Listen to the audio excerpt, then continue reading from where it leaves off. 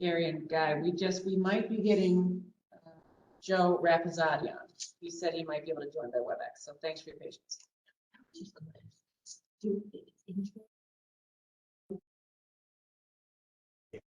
Maggots. And I know Joe usually has a lot of maggot issues, but it is 10 till 11, so. Be headed to Okay, it. go ahead. That's what Okay, I would, okay. I mean, otherwise, I mean, we do have extra time. I'm not going to need in my motion. Yeah, okay. Financials. Okay. Not that you guys are planning. Yeah. I'm the bookends. You're here for the duration. All right, then I'm just gonna go. Yeah, we'll see. Okay. I'll let you know when he joins. Okay. Sounds good. All right, so, okay, here we go. Yeah, so just want to thank the cooperators on this project, Christy, Ethan, Al Taylor, and my PhD student, Leo Salgado. All right, so the objectives of the project started with identifying effective seed treatments for maggot control. The second is to determine if foliar applications could be used to manage thrips early in the season as a way of reducing iris yellow spot virus and the disease it causes in onions. And then finally, to evaluate the performance of some commercially available onion cultivars for tolerance against thrips. So starting with the maggots, we've got two major players. We have the seed corn maggot and the onion maggot. They both can be found in infested onions from very early on all the way to harvest. But the biggest difference between the two is that seed corn maggot is really a prolificous pest that can feed on pretty much anything, whereas the onion maggot is exclusively going to feed on onions.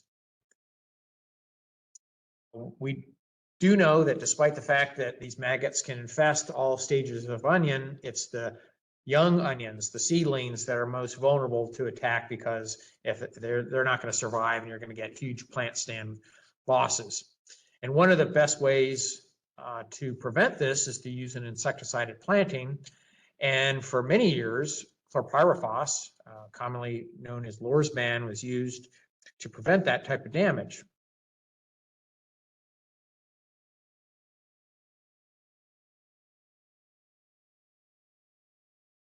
There we go. Chlorpyrifos, as you all know, is banned in New York State.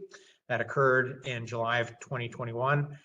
Since that time, there has been some discussion and some changes about Lorsban's availability on other crops. It does not include onion, and it may be available once again, however, not in New York State, because it's New York State's decision to ban it before EPA. So it's not coming back.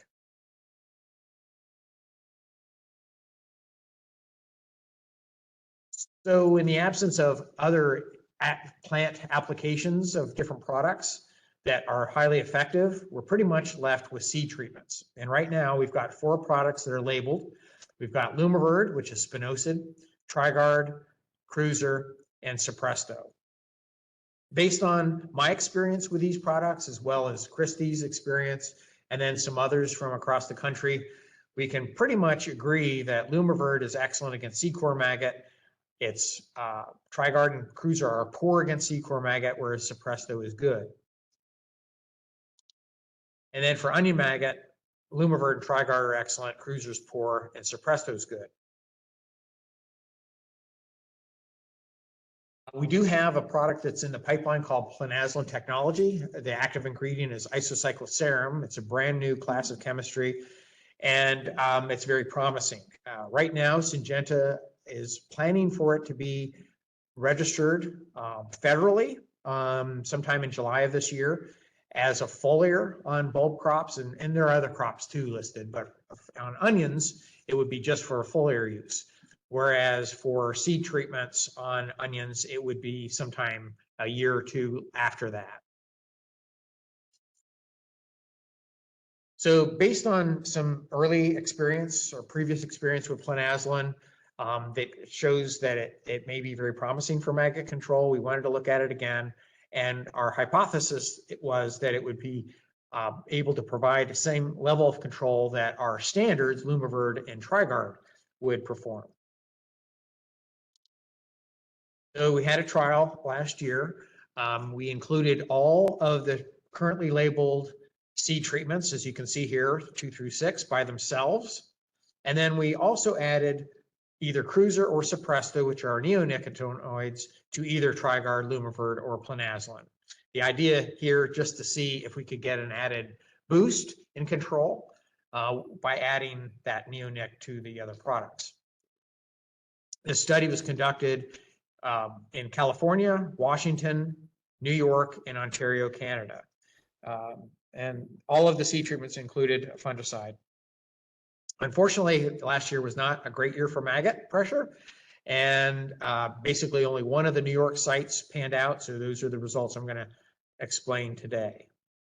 And that particular trial was successful up in Oswego County. Here's a picture of that setup. And yeah, we recorded the number of maggot damaged plants 1 to 2 times per week all the way through early July to capture that first generation. And because there are 12 treatments and it gets a little messy, I'm going to kind of walk you through the results, starting with each of the active ingredients by themselves. And just to orient you, on the y-axis is the percentage of plants killed by maggots in that first generation, and for each of the treatments, and then the no insecticide control.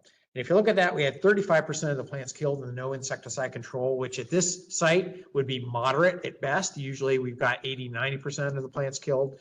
But again, it was a very, very dry spring, and I think that really impacted the fly populations. They just weren't as high. You may be looking at Lumivert and go, Brian, you made a mistake. That particular treatment it must have been effective because that's one of the best products that we've had. Unfortunately, that is not a mistake. It did not work real well, and I'll get back to that reason in a minute. That was one shocker. The other shocker is that our 2 neonics, Cruiser and Suppresto, actually reduce the amount of damaged plants. Usually they're right up there with the untreated control, and they just don't work well. But for whatever reason, they did okay, at least not different from Planazelin and Trigard, our standards. Now, if we look at where the 5% plant killed mark is, which I would say most growers would like to see damage less than 5% or 5% or less, and we can see that none of these singletons were able to drop it below 5%. Now, if we look at to the reason why Lumivert didn't work, well, is because we have resistance in that field. Now, this is something that a lot of growers need to be concerned about, because anybody who used Farmore FI500 had spinosad in it, and that probably using it, since 2010. So there's going to be high selection pressure for populations to develop resistance. In this particular field, we've got resistance. We see the LC50, which is the lethal concentration to kill 50% of the population, was 33 parts per million in 2018. Last year was over 5,000. And that explains the fact that we weren't able to control that population. Now, if we look at all the combinations, we see certainly lower numbers, but not any that are statistically significant or anywhere significantly lower than, say, Planazelin technology by itself. And if we look at those products that were at 5% or below, we see Planazelin plus Suppresto and Trigard plus Suppresto. So those were our best ones, although not statistically better than many of the others. So to answer the question of will Planazelin be as good as our standards? Well, it was better than Lumivert, but that's because the population was resistant to Lumivert, and it was similar to Trigard. So that's good news for this new chemistry. And then we also saw that with Planazelin, Lumivert, and Trigard, we did get a numerical enhancement of better control by adding that neonicotinoid with it. So in summary, onion maggot was the dominant species in this field. 90% of the maggots we pulled from plants were onion maggots. The population was resistant to Lumivert. The best performing treatments were Trigard with or without the neonic, and then Lumivert with or without the neonic. Despite the fact that Lumivert was resistant, and this particular year is very odd that Cruiser and Suppresto did well, and actually they were doing most of the work in this combination. And then Planazelin's promising for the future. Okay, so in terms of guidelines moving forward based on these data plus other years of data, really, I think Lumiverd with or without a neonic and Trigard with or without a neonic is going to be the way to go, at least until we can find chemistry that will be all, really, really effective by its own without the neonic. Moving on now to the second objective, and that's to see if any foliar applications could be used to reduce early populations of adult onion thrips to reduce IYSV. There's our critter, our vector, onion thrips. This is the damage it causes. You've seen that before many times. And this is what you don't want to see. And that's sometime in July, all the plants dying, standing up. And we know that when this happens, not only are the bulbs small, but they're probably going to be full of bacteria come harvest time. So this is what you definitely want to avoid. And right now, in the absence of cultivars that are resistant, or I should say highly resistant to thrips and IYSV, we're reliant on insecticide use to kill the vector to prevent it from spreading the virus. And here are a list of products that are commonly used in New York right now for thrips control. I'm not going to go through this list, but we do know that these are available. They work some better than others. And based on that and some other information that we know working with the products over many, many years is that the guidelines are as shown here. We know that Movento or Senstar is best to begin because they're systemic and they work much better early in the season. Then later in the season, we start with that. And then after the Movento or Sensars, then there's a variety of options that you can follow depending on your experience with the product, how well they worked in the past, price, and other things that I won't get into. But the main reason why I want to show this is that early in the season with Movento or Senstar, these products are really effective against larvae and also eggs, but not so much against adults. And what transmits IYSV?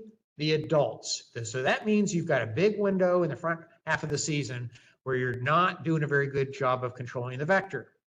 So we're wondering then if we target early in the season, not changing our onion thrips management guidelines, but just supplementing another product that might control the adults, maybe we can reduce IYSV.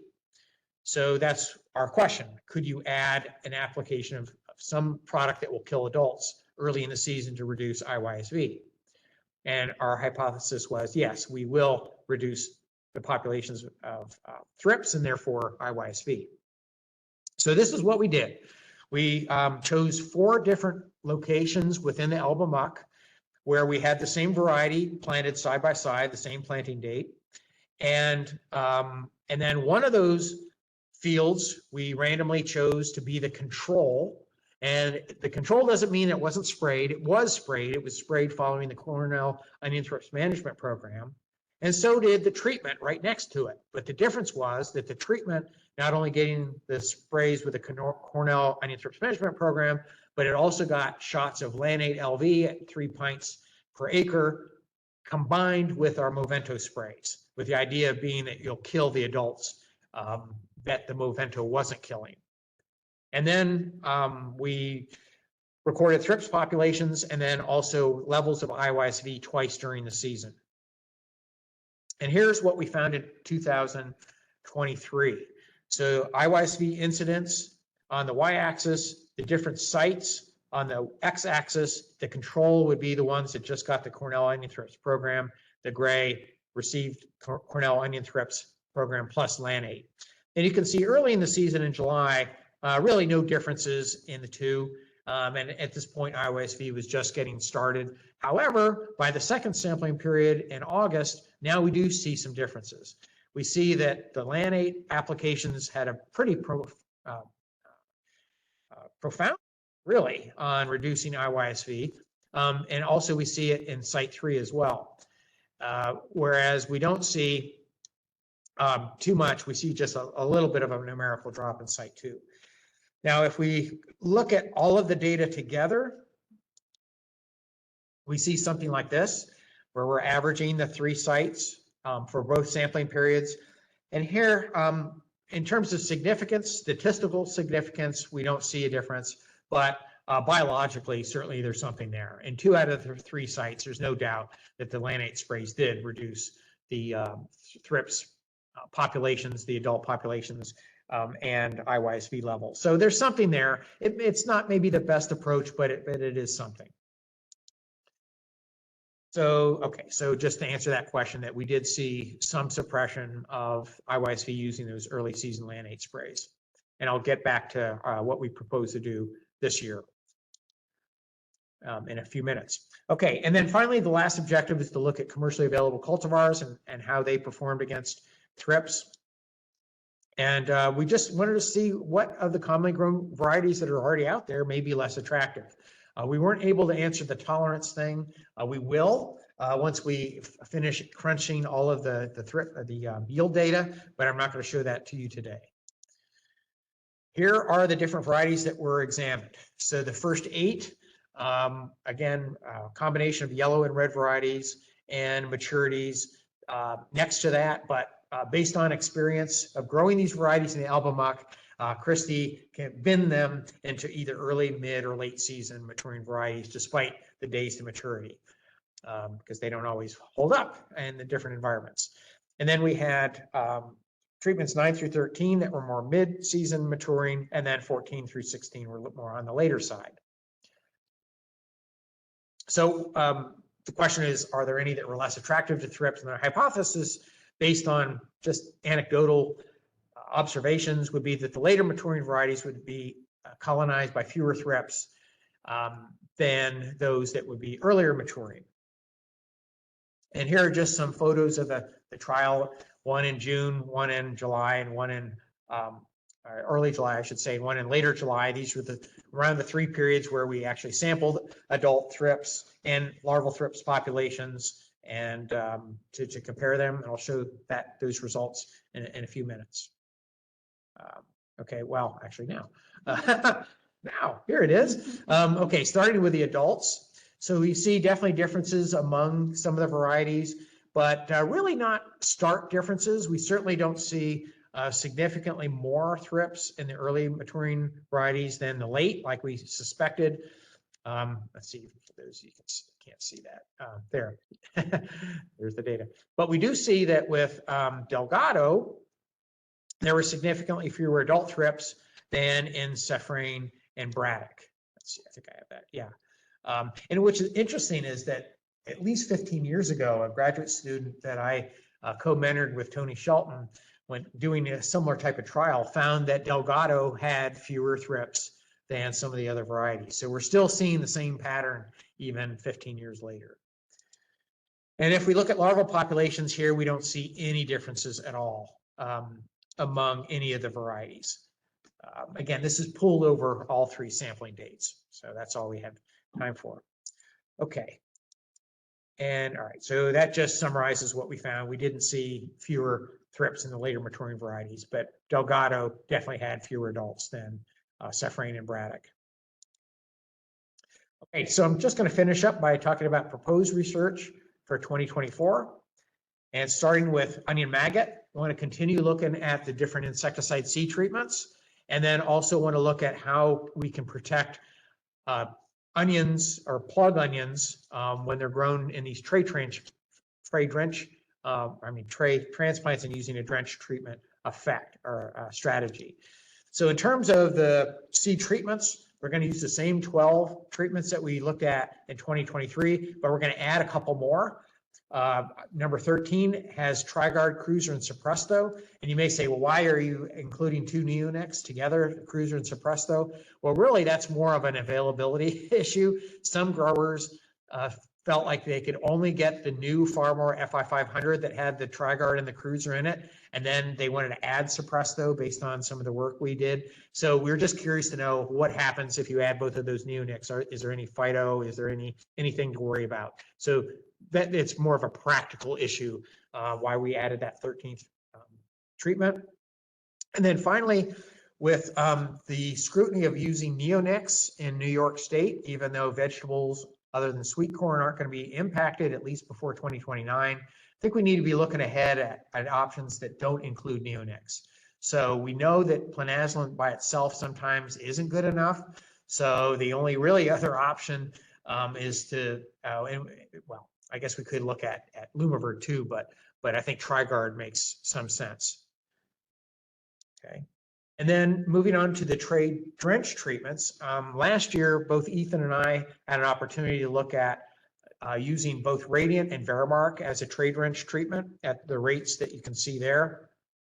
And looking at, and both of us had successful trials, but Ethan's looked a lot better, so I'm going to show his results. So this is the percentage of plants killed by maggots on the y-axis. And we see that both Radiant and Verimark worked quite well. And damage there was, I think, maybe a hair over 5% in Radiant and a little bit less than Verimark. So we just want to repeat that trial and then maybe add Plinazolin technology as well at the rate right now that that is being or is likely to be used as a foliar spray. And then moving on finally to thrips, we want to evaluate insecticides that might be effective against a very high population like we've done in the past. And then also, rather than using Lanate co-applied with Movento to potentially reduce early season thrips populations and reduce IYSV, we're going to look at Verimark applied not at planting, but rather kind of as a side dress or a directed spray at the soil right before thrips infest onions. Okay, so at any rate, going to the foliar products first, the first three treatments I'm going to look at are Harvanta, Plinazolin, and Savanto. Now you've already heard me talk about Plinazolin, and Christy talked about it too. It's really, really good, but you probably haven't heard of Harvanta or Savanto. Well, in 2022, IR4 supported a trial on scallions looking at Harvanta, Plinazolin, Spear T, and Savanto. And in that trial, one, Radiant worked really well, which is very interesting. A year before, it didn't work very well at all in fields that are not too far away. But also Harvanta worked relatively well, Plinazolin and Savanto Prime. So we want to look at those in 2024. And then the next series of treatments, Exirel and Minecto, that's more of a question about cost. So Exirel is a lot more expensive than Minecto, but Minecto has cyanotraniliprole as well as abamectin. But we want to know basically what is the cheapest way to go and yet to get the best efficacy. And I conducted a trial last year, and I don't think I have the results. Actually, I think maybe I do. Oh, yeah, I do. So the trial last year was quite successful. So looking at Exirel at 3 different rates, 13.5 through 20, and then Minecto Pro at 10. And the amount of, basically the amount of Exirel that's in this 10 fluid ounce rate is the same as here. And then we wanted to top off Minecto with amounts of Exirel that would be synonymous with the 16 and 20.5 ounce rates. And overall, what we see, no significant differences in any of these treatments, but we do see numerical reductions as we move towards the right. But, you know, based on statistics, we see that really the cheapest way to go based on this data set would be Minecto Pro. But we need to follow it up because, as you saw earlier, Christy did see a difference in a 13.5 ounce rate and the 20. So at any rate, we just want to get more data to see how repeatable these results are. And then lastly, treatments 9 through 13, and I suspect that that list will probably be added to between now and the time we plant. But this is really more for the Elba muck because the thrips populations are just so bad there, and we failed to control them with Radiant in some of our spray trials. So we're looking at Radiant alone, and then we're going to compare it with some of the other products that sometimes have enhanced the control when added with, say, Lanate. And you saw earlier that in Christie's trial, Lanate, Agrimec plus Warrior was not included. It had Mustang Max, but most likely the Mustang Max was doing absolutely nothing. And so it's likely that this was the best of the tank mix treatments in her trial. So we're going to look at the repeatability there. And then moving on to the Verimark, I mentioned earlier, it is labeled on onion for at-plant treatment. So that's the beauty of this, is that it's already labeled, but we just have never looked at it for controlling thrips because we just didn't feel like there was any value in applying it at planting. So the idea here is waiting and putting it on right before you need it, because this is systemic. Remember, it's systemic and it's going to control thrips. We already know that it controls thrips. It's the same active ingredient that's in the Nexerol. And anyway, here's the treatment list that we're going to look at. And as kind of a, I'm going to say a positive control, or a way that we know should reduce IYSV, is the Lanate plus Warrior. And then we're going to apply it before the Movenos, during the Movenos, and then after. At least that's what Chrissy and I cooked up one day this winter. We'll see if we stick with it. But anyway, that's the idea, is can we reduce IYSV by using this particular insecticide strategy? And I just want to thank everybody in my lab, certainly the New York ORDP for supporting the work, the collaborators I just mentioned, and all the onion growers who are gracious enough to let us do this research on their farms. So at this point, yeah, if there are any questions, Gary or Guy or anybody else. Thanks, Brian. And also, Joe, welcome. Do you have audio? I just unmuted your line. Joe is on, whether or not he's got audio or not, he's on a cell phone. So Okay. with that, Guy and Gary, if you have any questions. Oh, can you hear me? Yes, thanks, Joe. We hear you. Okay, sorry I'm late. It's okay, so we're opening it up for questions for Brian. I'm good. It is clear as mud. Well, I don't know I'm about sure. that. Yes, yeah, Ethan. Just one Yeah. question with the Verimark applications. I know and not being available using Verimark.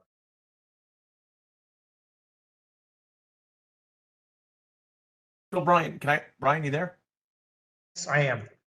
So for drenching for onion plants or plugs, basically, what do you recommend best for the maggot? What's your best recommendation? Yeah, all right. So, based on my, I'll answer this in a politically correct way. Based on my research, dipping plants in spinetoram radiant at 1 or 2 fluid ounces per, is it 1,000 plants? No, 10,000 plants. Seems to work relatively well for protecting them against onion maggot. But again, that's bare root plants. And then for the plugs, and there's not that many growers that use plugs, but I mean, it's not insignificant either. That the Radiant and the Verimark both work. Now, again, neither of them is labeled for that use. However, Verimark is labeled for use on onions at planting, okay? Right. But against thrips, not against maggots. So my goal is that maybe even before this season, because we have data, and I'm going to be talking with the FMC rep on Thursday, and I'm going to mention if there would be any interest on FMC's behalf to see if they could get a 2EE for Verimark as a tray drench for maggot control. Now, we don't have any data to know whether or not it will control thrips in that manner. Maybe that's something that we look at as well. But certainly we have evidence now that shows that it actually is effective against maggots. Based on my earlier work with Verimark as an at-plant treatment, as a drench, just like what we did with Lorsman, it failed miserably for protecting maggots. So I think it probably has to do with getting that product right around the root zone. And that's why it was effective as a tray drench and not as an in-furrow at planting, when you're putting that little seed down and you get lots of rain. Yeah. So for like plants, if you're thinking like Verimark to drench it and like in the soil, no good, huh? Yeah. So so the idea is that maybe we don't look or consider Verimark as a maggot control treatment as an in-furrow application. Rather, we're going to delay that application till like sometime in June and see if we can pick up thrips. Gotcha. So for in-furrow plants, you would then recommend just the Radiant, or would you double it like Radiant and Suppresto or something? Are you talking about bare root plants or? Yes, bare root plants. Yes, bare root plants. Yeah. So bare root, in my research, I've only looked at Radiant. don't think I've ever looked at, say, Xrel. If I do, it didn't work. Got, So- no, what about Suppresto for the corn? Well, seed corn maggot's not really the, I've seen a little No, bit of it. It is definitely. I don't know if you're going to go to onion school on Wednesday, but I will Yes. show you what we found in plants. But we did find more seed corn maggots in the plants than we did direct seeded. Right, yeah. So, So but- I'm raising, quite a few plants, spare root, no plugs, but, there's really not much to use, so it's like, but, we don't dunk them because I just don't, I don't want to dunk I don't want guys around the product, it's just, no, I want to stay away from that. it's tricky. Now Ethan asked a question. I think, did I answer it? Did I address it? Using Verimark and what? Slated for 2 nights.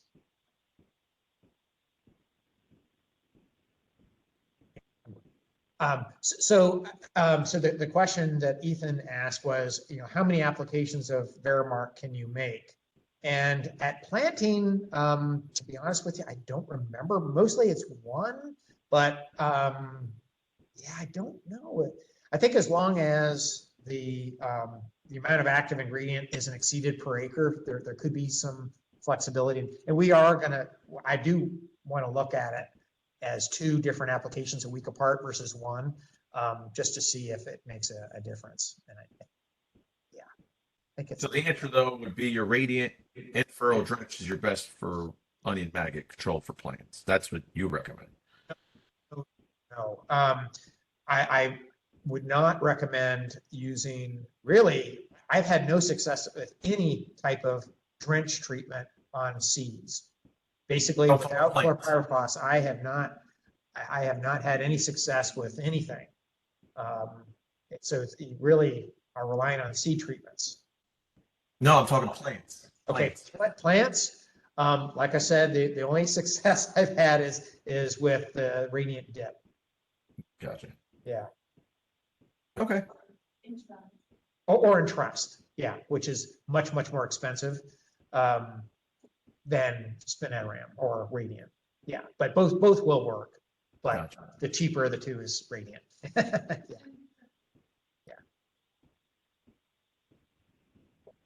Probably ought to move on. Yeah. Okay, thank you, guys. Thanks. Thanks, Brian. Ethan, do you have time to continue? Are you on a schedule? I know we're breaking at 12 for lunch. I'll blast through this. You'll blast through this? Yes, we'll do an abbreviated version here. Thank you.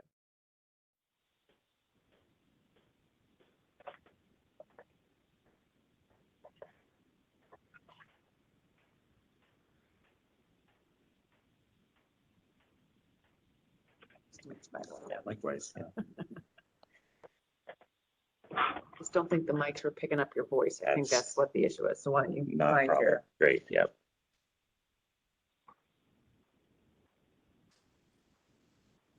Too much stuff in here.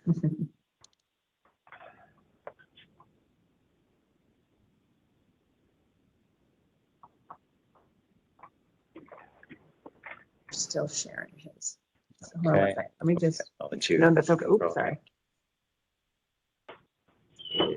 That's No, Brian's, yep, yes. yep. Do you want-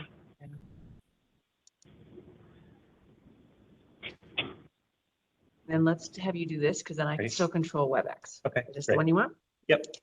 And then to advance, just click. Click or- the screen. Great, all right, perfect. Thank you.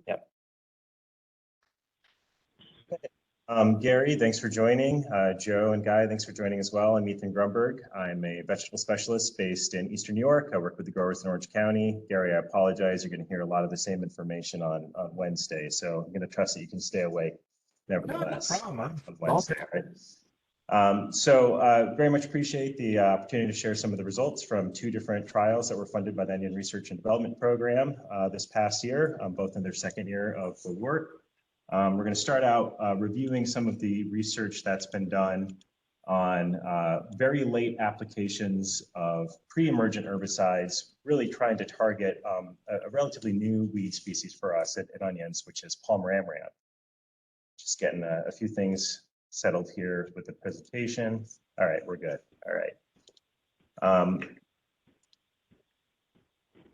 So I'm going to given the time and the audience, I'm really going to blast through some of the review of Palmer Amaranth in particular, and really focus on the research results, which are going to be some reviews of the crop injury that we experienced with the different treatments, but then also the weed control as a result of using them. So for folks that are not familiar with Palmer Amaranth, it is a very nasty weed. Most specialty crop growers, when surveyed nationwide, identify it as the greatest threat that they have to their production systems from a weed perspective. We only have 3 counties in New York currently where we have positive identification of the species. You can see that, the Potter muck in Yates County, some of the Elba muck is getting close, with Steuben and Wayne counties having populations. And then, of course, in Orange County as well. Palmer Amaranth is a pigweed species, so it is often confused just visually with a red root pigweed or some of the other pigweed species that you all are very familiar with. However, it behaves very differently in a number of key ways. These slides are provided by Dr. Lynn Sosnowski, so thanks to her for being willing to share them. First is that it grows incredibly quickly and incredibly tall, so it outcompetes specialty crops very well if left unmanaged. These are pictures from Steuben County from a couple of years ago. You can see it's almost as high as that field corn in the image there. In greenhouse trials, we can see it jump up to almost 9 inches 12 days after emergence. This is something that especially last year we saw in the field as well in Orange County, where with adequate soil moisture and a little bit of heat, we could see those species growing at a rate of about 1.5 inches per day under ideal conditions, right? So we think about targeting our herbicides, kind of that 2-inch or smaller stage. We don't have a whole lot of time to effectively apply those chemical controls to this species. The other thing that is unfortunate about Palmer Amaranth is that it's a very prolific producer of seed, okay? So female plants can produce over 1 million seeds in a single plant if left uncontrolled. And on average, we're usually around that 250,000 mark. They do sexually reproduce. There are male and female plants. So it is just the females that are producing seed. But as a result of that fact as well, we get a much broader range of genetic diversity in the population, which makes the species also very adept at developing resistance to our herbicide modes of action. And that's not bad enough. It's also a plant that's very adept at producing seed even after very late germination or after failed weeding efforts. So there have been a number of trials that have been conducted, including by Dr. Sosnowski, trying to just cut those plants back in a field, so you can see ones that are not cut back here in the bar on the left, those that were cut down to 6 inches tall in the middle, and those plants that were cut down to 1 inch tall and then allowed to regrow. You can see that they all were successful at producing seed. There was a reduction in seed production, obviously, but still at 35,000 seeds per plant, that's not something you want blowing out in your field. So yes, very late germination is a risk. Seed production very late in the season is a risk. And so when we think about what this might mean for onion growers in New York, my main concern is, growers that have later maturing varieties that might sit in the field for 4 to 6 weeks as the field cure and dry down. It's not uncommon to see some weed escapes during that period of time when we're not going back in with goaltender and our other post options routinely with our fungicide applications, and when our pre-emergent herbicides have kind of worn off and no longer have activity. And so with Palmer Amaranth in particular, we do have a risk of that happening and seed production happening as well in that window. So I mentioned development of resistance to herbicide modes of action. There are populations in the Midwest that have multiple resistances stacked all in one population, up to 5, or I think the new data is 6 different herbicide groups that these populations are resistant to.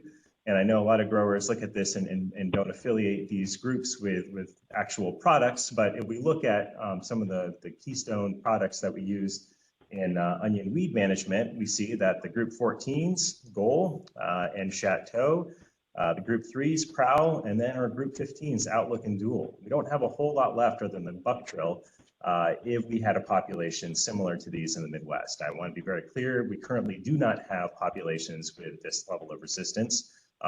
Dr. Sosnowski and I, working together, we provided samples. She screened them. We do have resistance to glyphosate as well as the ALS inhibitors, the group 2s, none of which are really used in onion production, but those of you who might rotate through cucurbit crops, Sandia, for example, you might be familiar with, is an ALS inhibiting herbicide, a group 2 herbicide. So that's the concern. That's why we need to really be proactive in terms of identifying strategies to try to manage this relatively new weed for onion growers.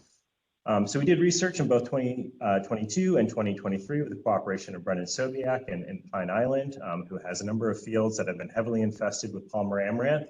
And basically what we did is we, similar to what Brian was describing with some of the thrips work, that standard program that the grower was using, we just stacked different treatments on top of it. So there wasn't a true untreated control. Everything had herbicide applications, which is laid out in that table there. What Brendan was using is a standard. What this table does not show is additional goaltender applications, usually at a 0.5 fluid ounce per acre rate, with fungicide applications really through August in this table. But on top of this program, we did at a 5-leaf and 6-leaf stage have split applications of Chateau, adding up to 3 fluid ounces, either starting with 1 ounce or starting with 2 ounce. We had 6-leaf stage applications, all with Lorax, which is not labeled for use on onions, but there has been some interest perhaps in trying to expand that label. So we looked at a 1.5 pound per acre rate of Lorax, tank mixed both with Prowl H2O and with a product called Zidua that we'll discuss in a moment. And then a 9-leaf stage application. So you can see we're starting to get towards the tail end of July there with that very late application of Prees, looking at full rate applications of both formulations of Prowl, Zidua on its own, as well as a tank mix of Prowl H2O and Zidua. Okay, 2023, there's that full grower standard base program again that we were working off of. You can see we did include all the additional goaltender applications with the fungicides in this table, and a very similar treatment list. Split applications, we moved away from those 2 different Chateau treatments in 2023. We didn't really find, we'll get to that eventually, any meaningful difference between starting with 1 ounce or starting with 2 ounces, and then filling in the rest of the 3 ounces at the 6-leaf stage there. So we just split it down the middle, 2 1.5 fluid ounce rate applications of Chateau. We also added Dual Magnum at the 2-leaf stage, followed at the 9-leaf stage at 1.33 pints per acre. We have those same Lorax treatments at the 6-leaf stage, and then the same 9-leaf stage applications. All right. Now, I did mention Zidua in there, and that might be a product that's not familiar to everyone. It is labeled for use in almost every state in the country, except for New York and California, unfortunately. Based on conversations with the manufacturer, there's very little possibility of it getting a full label registration in the state of New York, but there is some potential perhaps for a special local needs label if we could generate enough data to support one. It is kind of a staple of muck onion weed management in Wisconsin and in Michigan, though. It's very safe on onions, especially applied early. It can improve yellow nut sedge control, and it does have activity in other crops in the region on pigweeds as well, which is why we're looking at it in this trial for amaranth.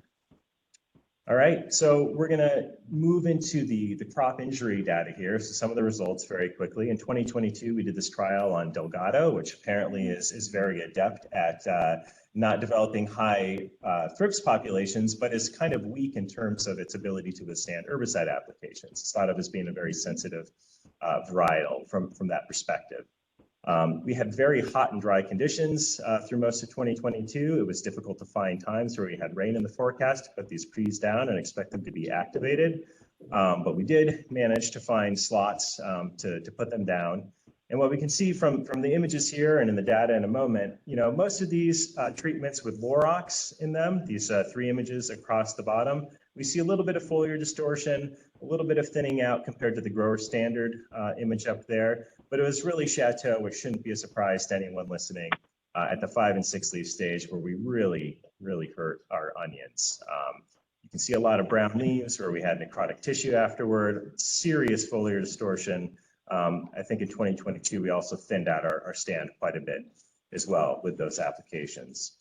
So I kept mentioning foliar distortion. We evaluate the onions on a 5-point scale, with 5 being the most severely twisted. You can imagine a poor tortured onion kind of laying down on its side would be a 5, whereas a 0 would be perfectly upright, happy onion growing in the field.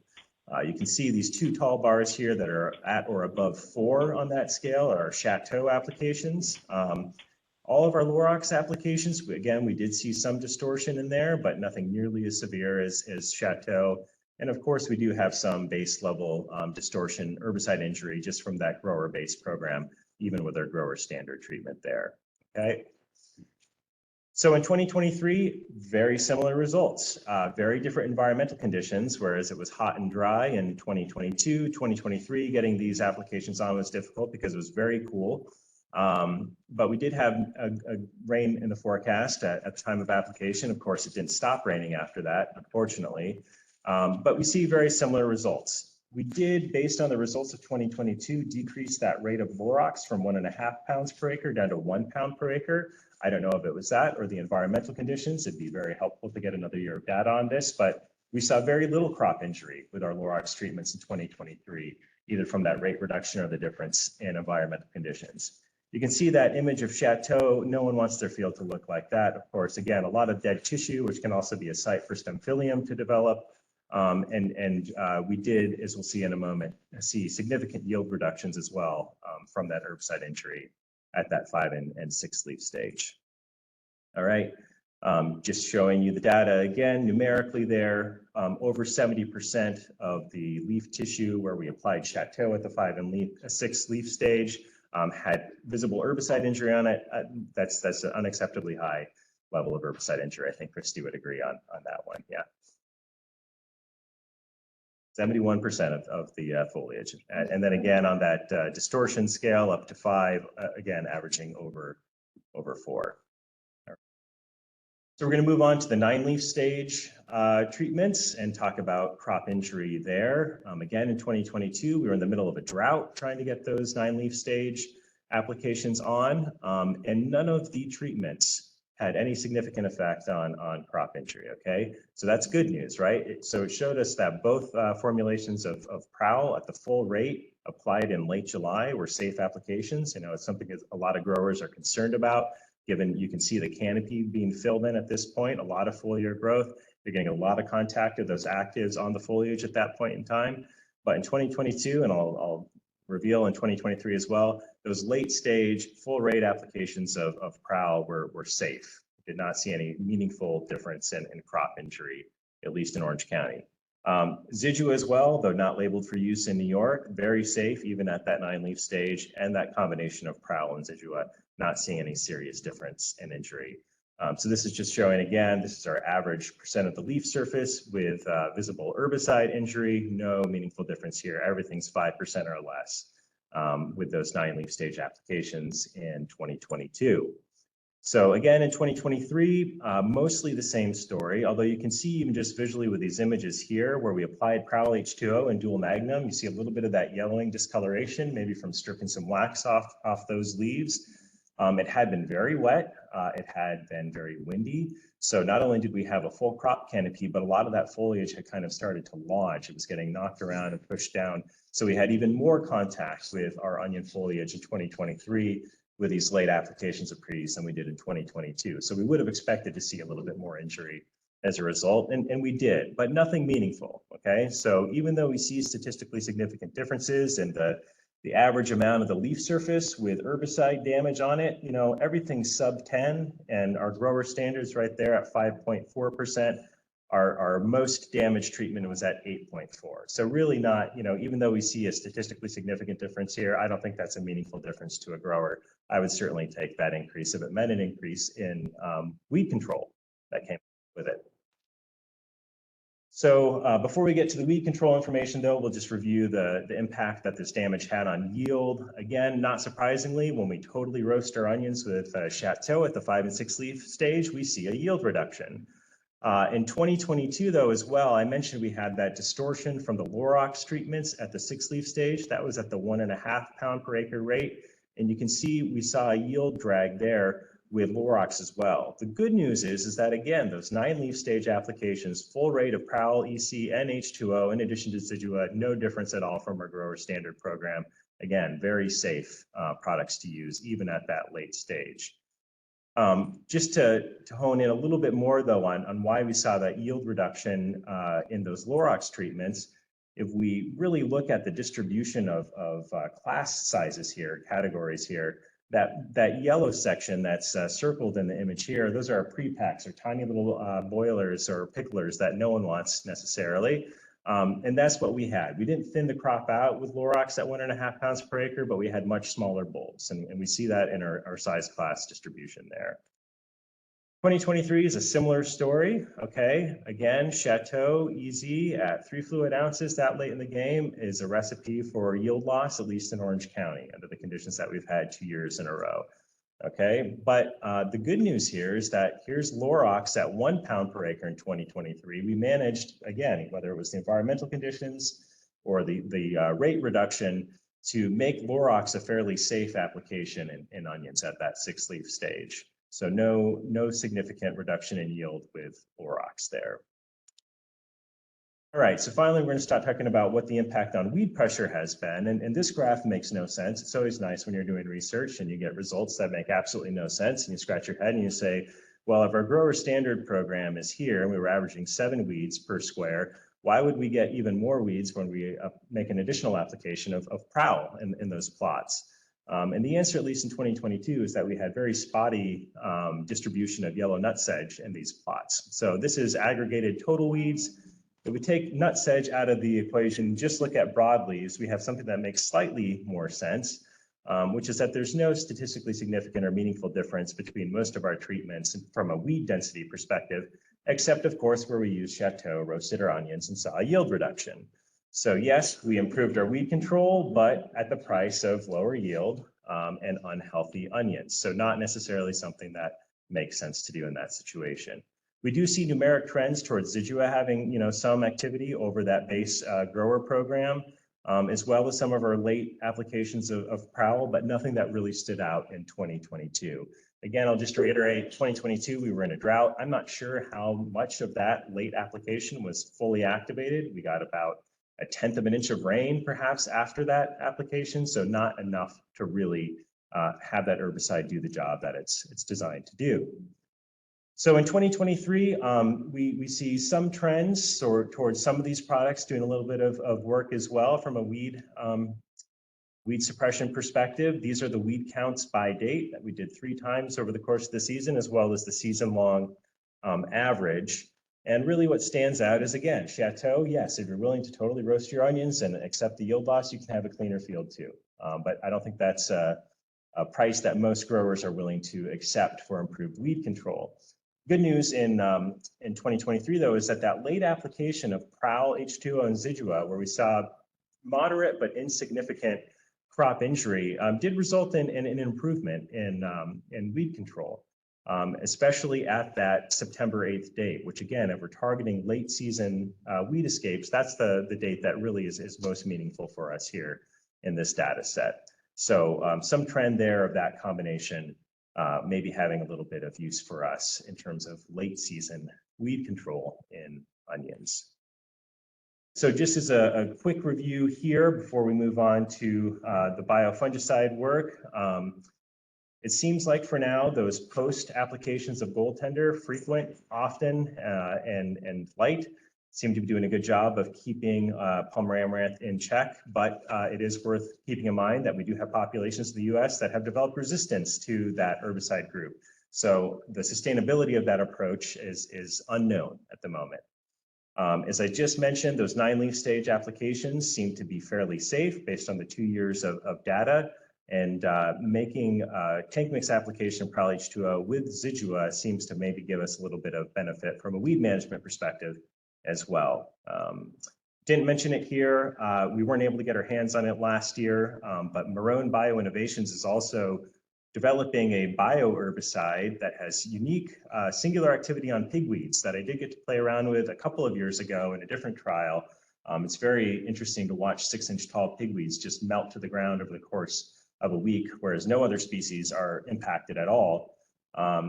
Based on the fact it's a bioherbicide, it's expected that this product will have a 1-day PHI or a 7-day PHI, probably a 1-day.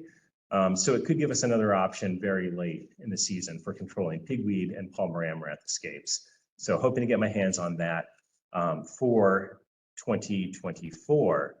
I didn't include a slide for future research plans with this, but based on the proposal, really it would be looking at incorporating bicyclopyrone, which Christie's done a tremendous amount of work with in Elba, but we haven't played around with yet at all in Orange County, and we haven't played around with it very much overall, looking at very late stage applications of bicyclopyrone, which is released under the trade name Optogen.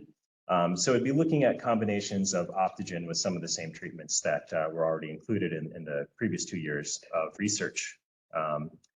So I can stop and take a couple questions if there are any now, or can launch right into the next presentation, either I way. recommend launching right into the next presentation online, and let me just check in with them. Gary, guys. Yes. Joe, do you mind if we just jump right in just to stay on track, or do you have any urgent questions you'd really like to ask them right now? Oh, I'm all set right now. I'm good. Yeah, we can go forward. You guys are still awake. All right, so the other trial that's been funded for the past 2 years with ORDP money has been a effort to try to identify the potential for some biofungicides and biorational fungicides in improving a standard conventional fungicide program targeting Stemphylium leaf blight. So Frank Hay is in the room, and you're going to notice I'm going to use a lot of his slides. So thank you in advance, Frank, for allowing me to do that. I'm also going to blast through the slides pretty quickly since hopefully everyone's very aware of the status of resistance development in Stemphylium populations to all the different frac groups at this point. We'll go through that very quickly. We'll talk about some of the treatments in this trial, the biofungicide products that have been selected and screened, and then their impact on Stemphylium leaf blight severity and yield in the past 2 years of research. So Frank could probably give this presentation much better than I should invite him up and do it.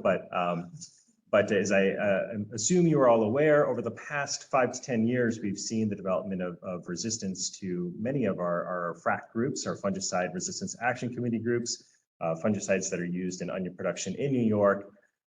We've seen development of resistance to those modes of action in our Stemphylium populations. The group 11 is oxystrobin products like Quadris, our group 9s like Scala, our group 2s Rovril, and then of course our group 7s as well. One of the backbones of our Luna products, Maribon and Endura as well. Okay.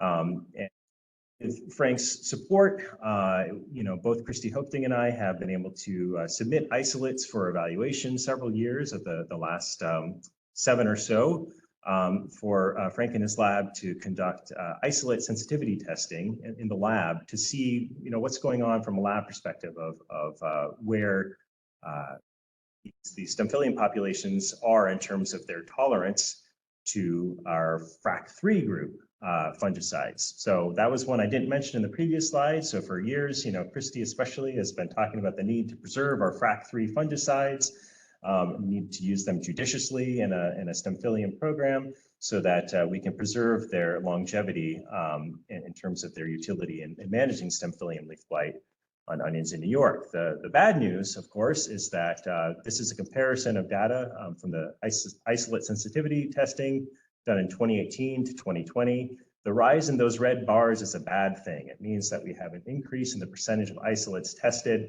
that are totally insensitive to our active ingredients in the FRAC3 fungicide group, difenoconazole here on the left, propiconazole in the middle, and tebuconazole on the right, okay? We're gonna not focus so much on Elba on this slide, but really look at what's happening in Orange County. So that was 2018 to 2020. Now this is showing what happens from 2020 to 2018 to 2020 to 2021. And what we see is that trend essentially continuing. Of the 2021 isolates that were submitted, 100% of them were insensitive to tebuconazole, the FRAC3 active ingredient in Luna Experience and Viathon. We have a huge increase as well, over 90% that are moderately insensitive to difenoconazole, the active ingredient in products like Quadris Top, but more commonly in Orange County, certainly Inspire Super.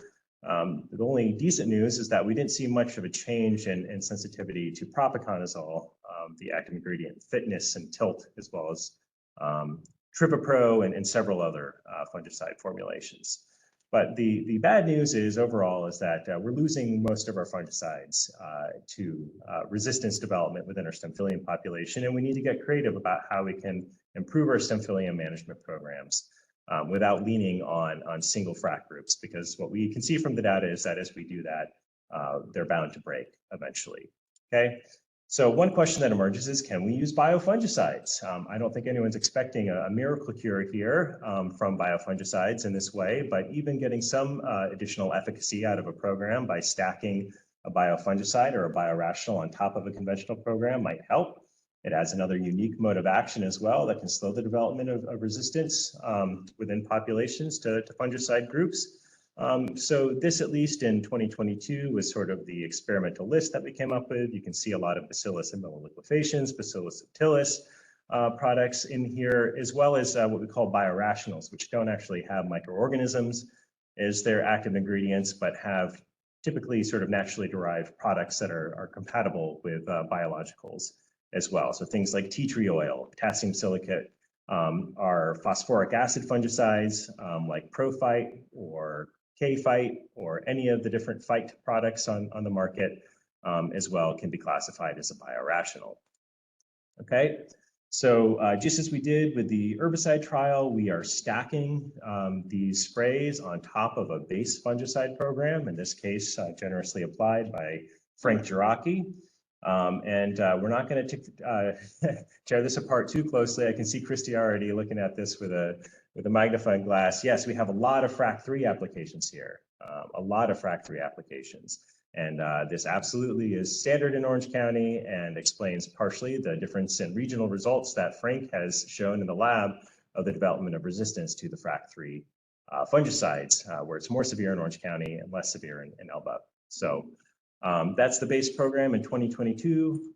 There's the base program in 2023. Yes, the number of FRAC3 applications increased in 2023. Not something we want to see, but nevertheless, it is, again, pretty standard practice. So on top of this base program, I was making 7 to 10 day interval applications of the experimental treatments with a backpack sprayer in the same field.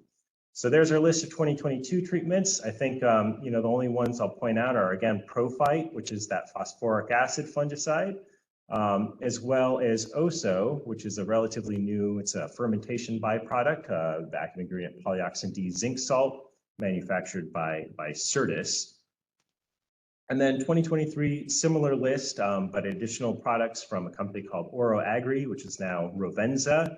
A lot of experimental pipeline products, all these numbered lines that begin with OR were provided by that company, as well as, you know, Gary, you brought up Purpose Plus earlier on. We worked with BioSafe Solutions to look at Oxidate, as well as Oxyphos, which is kind of a combination premixed product of a phosphoric acid fungicide, similar to Prophyte, with one of the active ingredients in Oxidate, okay? So what did we find after all of that? In 2022, when we looked at the level of Stemphylium, and this is sort of a composite calculation of, you know, we kind of figure out how much Stemphylium is in the field, what stage it's at. We do a bunch of ratings and we try to compile it all into one number. And that's what this SLB index is that's being presented here. It's not really an untreated control, but this is our grower standard base program. Everything that we did where we added something to it helped a little bit, okay? The bad news is that most of our products didn't help a lot compared to that base conventional program, except for where we added Prophyte. So that phosphoric acid fungicide added 8 times to that conventional program, did significantly reduce our Stemphylium leaf blight index compared to the grower standard in 2022. So even though there weren't significant from a statistical perspective differences, another interesting thing is both Serenade ASO and Milligram Plus, these second and third place treatments here, are both Bacillus subtilis products, okay? So one could deduce perhaps that there's some trend towards some activity of a Bacillus subtilis product and helping us a little bit with Stemphylium management in onions. OSO, unfortunately, in 2022 was kind of middle of the pack, wasn't super impressive, but just hanging out there in the middle, all right? Now, 2023, again, no statistically significant differences in 2023. I think you've all picked up on it, and Gary knows this unfortunately very well, which is that we had a terrible weather year in Orange County, and yields were way down. Symphylium pressure was up, and a lot of growers rolled their onions to try to get out of the field as quickly as possible. So, all this data set needs to be taken with that in mind. But again, we see our grower standard program has the highest SLB index pre-harvest, okay? And everything that we did on top of that helped at least a little bit.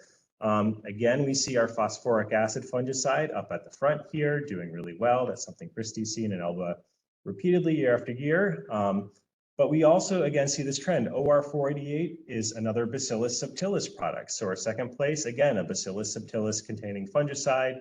Oxyphos is that premix of one of the active ingredients in oxidate and a phosphoric acid fungicide. So again, showing more data that our phosphoric acid fungicides are helping with Stymphalium management in New York. And here we see OSO in 2023 up near the front of the pack, which is where Christie's seen it as well in her trial. So it's nice to see results that support each other rather than contradict region by region. Yeah. Unfortunately, not a whole lot of activity out of any of the other products, including those sanitizers like Oxidate that don't have a lot of residual activity. Not a total surprise. Just visually, though, to show a difference here from 2022, that's what our grower-based program looked like by itself. Again, these onions laid down by themselves. We took them all the way to maturation, but you do see those nasty kind of dirty tips in there, maybe a little bit more than you'd like in the red wing onions. You compare that to where we added Prophyte weekly on top of that, and I think this is just, it's not a stunning radical transformation. This were on Queer Eye for the Straight Guy. No one would be impressed by this makeover, perhaps, but we do see less dirty tips, greener foliage overall. And that green foliage is something that we can quantify. We take what's called NDVI data from these trials multiple times a year using a handheld device. It's a sensor that tells us how green is. And so the greener, the better. And you can see here we have Prophyte here on this edge. You can see at all of our evaluation dates in August, early September, and mid-September, it is the greenest treatment by far in this trial, including some statistically significant differences from some of the other products that weren't doing much for us from Stymphalium, including Howler at 5 pounds per acre in 2022. We had very similar results in 2023, again, just displayed here numerically rather than in a graphic form. And we look at our best treatments from an NDVI perspective. What we can see again is here we have OSO really standing out in 2023, where it didn't necessarily in 2022, and supporting some of Christie's conclusions in Elba as well, where we have significantly higher NDVI ratings than some of our poorer treatments in 2023 as well. Now, it's always nice when we can show that improved disease control can improve our yields as well, although that has not been the case in either year of this trial. So there's been no significant impact on yield necessarily. In these small plot trials, you might see a difference over an entire grower field, but not at least using the methods that we have here. 2022, we had low SLB pressure overall. We were kind of in the midst of that transition towards greater insensitivity towards FRAC3s. So we had kind of questions on how these biologicals might stand out more under different conditions. 2023, I think the yield data is not really worth considering in any great detail. Yields were so extraordinarily low. We had over 60% rot from bacterial bulb rots in these plots, which was not uncommon, unfortunately, last summer. Pretty devastating weather for onion growers, especially for late seeded red varieties in particular, which is what this trial was in Red Wing. Nevertheless, we did see, again, Aviv is another one of those Bacillus subtilis products. So, maybe a trend towards some higher yields where we were able to get a little bit of control of Stymphalium. We also took the opportunity, given the rate of bulb rot in this trial, to see if any of those antimicrobial products like Oxyphos or Oxidate or Percarb, which should all have some activity on bacterial pathogens, might help lower the incidence of bacterial bulb rots. Again, not surprisingly, given all the work that's been done with the Stop the Rot team over the last several years, we saw absolutely no effect of 7 additional applications of these antimicrobials in season to the incidence of bacterial bulb rots. So where does that leave us? Yes, we know now, absolutely, I think we can all agree the phosphoric acid fungicides are absolutely helping us keep our foliage greener. Maybe they're having some direct effect on stem phyllium, the pathogen, but if nothing else, there is a plant health benefit to using them that's helping keep our plants green moving forward. I mentioned that trend towards some of the Bacillus subtilis products seeming to have some potential. I think it's worth continuing to play with them. But also I feel like we're at the stage now where we've identified some of the actors that have the most potential. It's worth throwing them together as everyone's kind of discussed. Now we're onto the stage of tank mixing these things to see if we can find some synergistic effect. So that's sort of the proposal for 2024 is looking at tank mix combinations of some of the Bacillus subtilis products with phosphoric acid fungicides to see if we can get even better results in combination. Okay, and I think that's all I have unless there are any questions. You rocked. Look, You know. 11:59. Look at that. You. Yeah, no problem. Any questions from Gary, Guy, or Joe? Sorry, that's me. Can you hear me? Yep. So, no. Now, Ethan, you were out in my field, right? When I took you down Greg Yurchek's block there, Yes, I was. Yep. right? And you've seen all that. That was, you think, definitely phototoxicity, correct?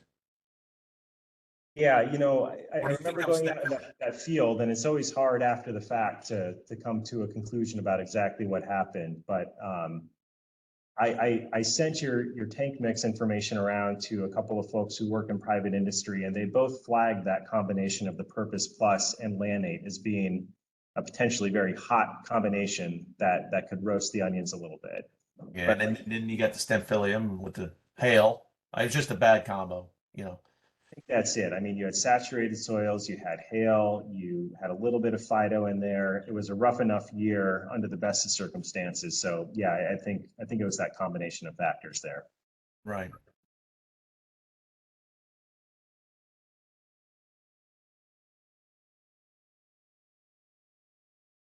Anything else from anybody? Y'all ready for a lunch break? I don't have any questions. Great. All right, Gary, we'll see you on Wednesday. All right. Oh, that's it. That's it. Oh, no, we got one more presentation after a break. Or are we doing it? Yeah, sorry, That's okay, thanks. No, we're lunch break, so Gary, Guy, Joe, we're gonna 12 to 12:30. He got us right back on schedule. That's what I think. Okay, so 12:30, right? Given the situation though, what do we want to do? We want to plow through or do we want to eat lunch? I just want to keep on going. I'm fine with it. Yeah, we could keep going. Okay, how about you guys on the line give us a 5-minute break to dish out our lunch? Okay. Do you want to eat lunch? Because you're up. Okay, that's fine. Yeah. Why don't you All give us a 15-minute break and we'll come back. That brings us back at 12:15. Okay. Okay? All right, that's All right. fine. Okay, thanks. Now we've done the presentation, so we're ready to go. Thank you.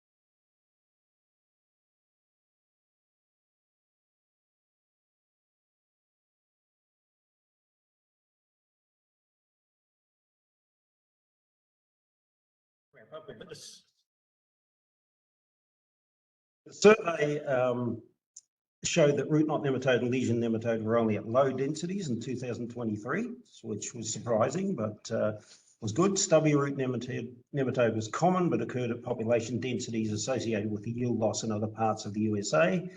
The growers' trial of Vidate Velum Prime reduced stubby root knot nematodes early in the season and increased the total weight of bulbs, the weight of standard sized bulbs compared to non-treated, and decreased the weight of boiler sized bulbs. So it's showing that these things are having some sort of impact on yield. When we did the regression analysis for every 10 stubby root knot nematode per 200 mils in June, the mean bulb weight was reduced by just under 10%, and the standard size within that sample was reduced by 12%. Our replicated trial was unfortunately not successful. However, the regression again indicated for every 10 stubby root knot nematode, we were having a similar loss in the weight of jumbo-sized onion and an increase in the weight of small-sized onion. And note that in the July survey, 9 out of 13 of our fields in New York had mean populations that were greater than the 10 stubby root knot nematode per 200 mils. So, you know, we are in the region that might be causing yield losses. Frank, I have a question. Just make sure it's not typing over. Yeah, sure. Guy, did you have a question?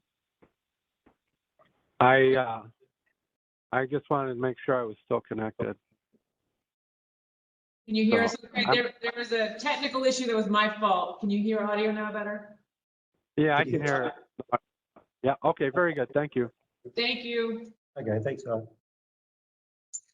So from the literature, stubby root knot nematode damage is more severe in onion during cold, wet springs when the onion growth is slowed and the onion is not able to tolerate the nematode feeding as much. So cold conditions in the 5-week period after planting lead to more damage. So that's something we would be watching out for.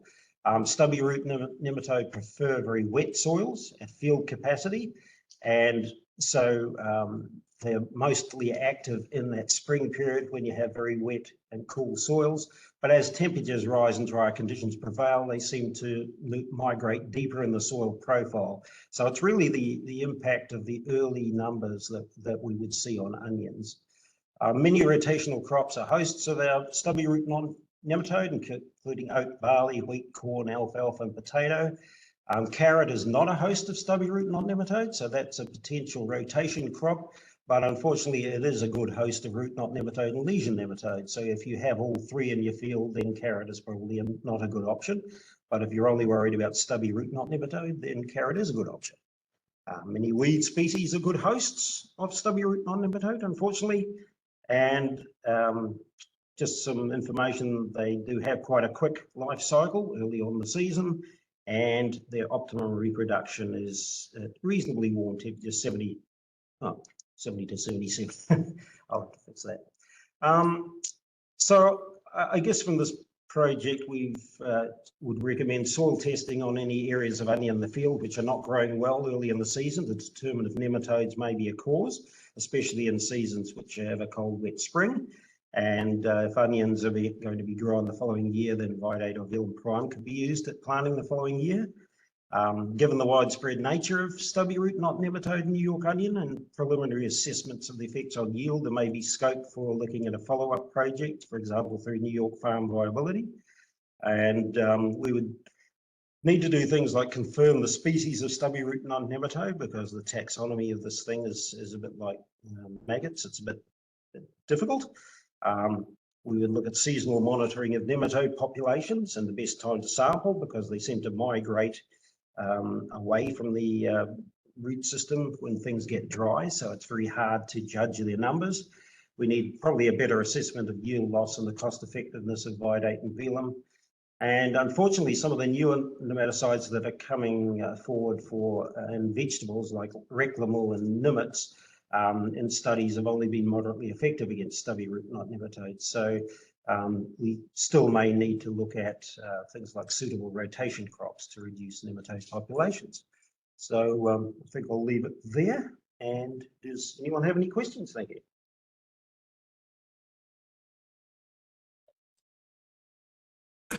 No, I don't have any questions.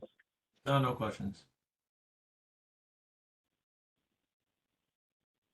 Thank you very much, everyone.